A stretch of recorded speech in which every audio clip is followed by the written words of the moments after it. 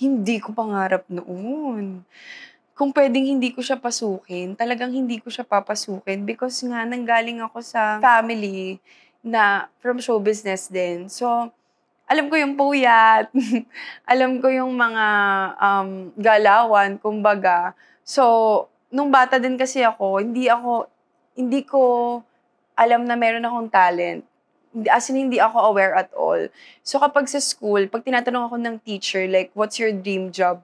Every year paiba-iba. Kasi nga nagpapanggap lang ako na may dream dream job ako kahit sa totoo wala naman talaga. Pero wag niyong isipin na wala akong gustong marating sa buhay nun, nung time na yun, ambitious na din ako. I knew na magiging successful ako sa buhay pero hindi ko alam sa kung anong career.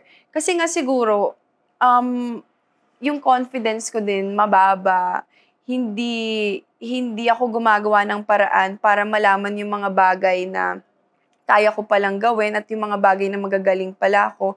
Pero, along the way natutunan ko na hindi naman sa lahat ng bagay kailangan talent, skills, and sa academic na capabilities mo dun manggagaling, eh. Most of the time, it's a lot of hard work and perseverance and malalaman mo talaga kung ano yung para sa'yo gradually, hindi siya agad-agad. Even yung hosting, recently ko lang talaga na-discover na kaya ko pala.